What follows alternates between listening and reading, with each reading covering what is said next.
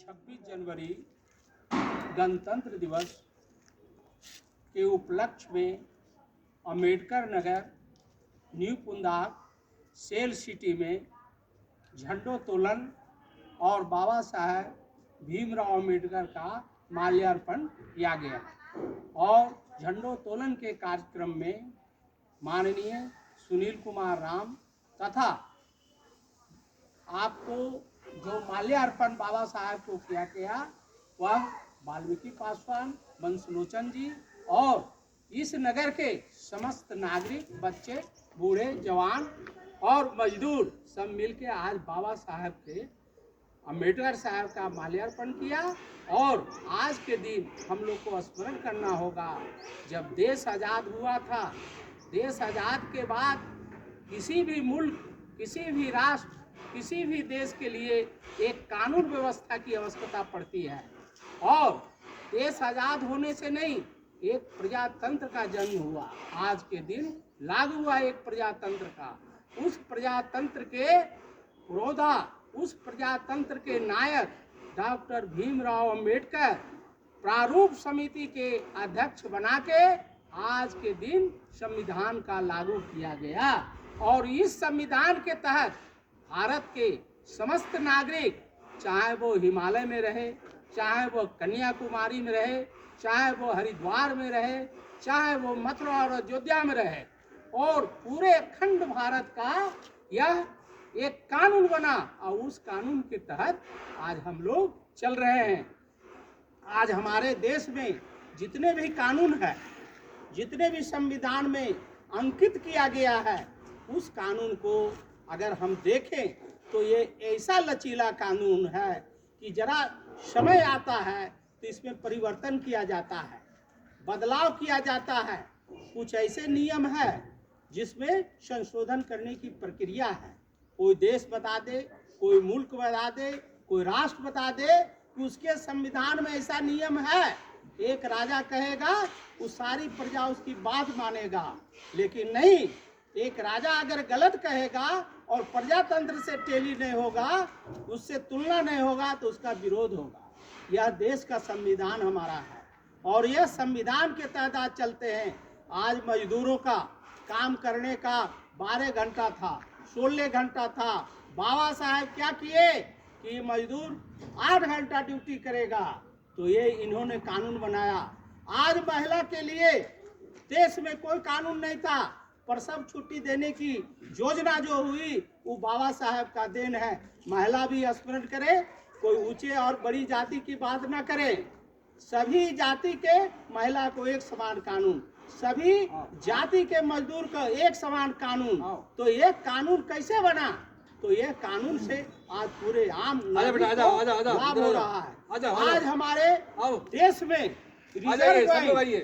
Reserve bank जो था, अब यहाँ पर आओ। तो रिजर्व बैंक क्यों बनाया गया था? Very good, very good.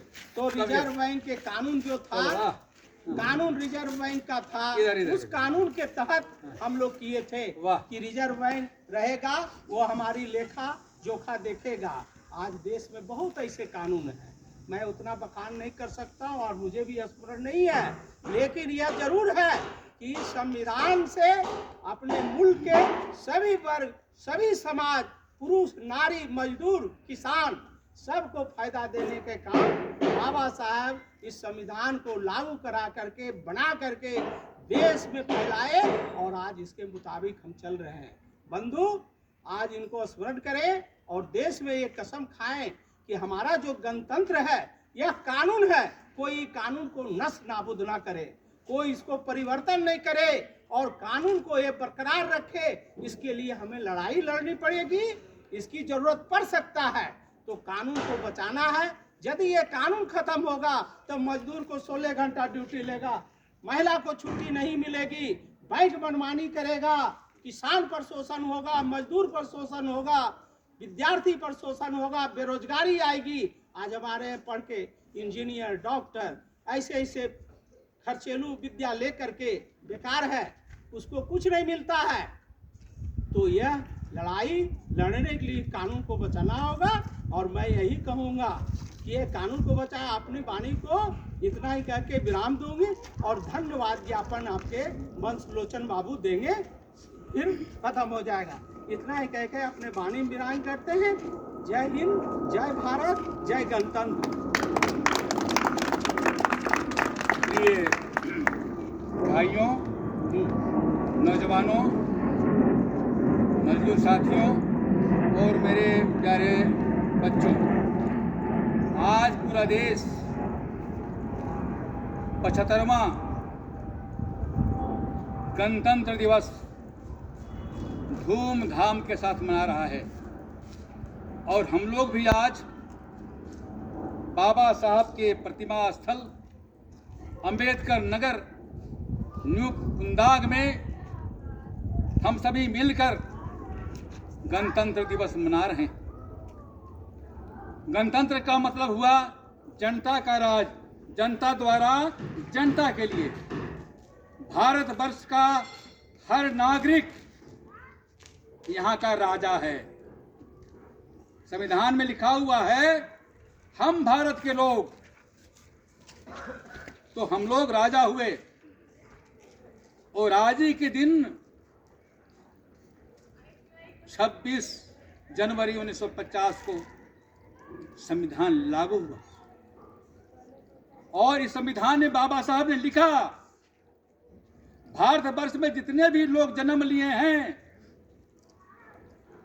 सभी को सामाजिक, आर्थिक और राजनीतिक न्याय मिलना चाहिए। ये बाबा साहब सभी व्यक्तियों की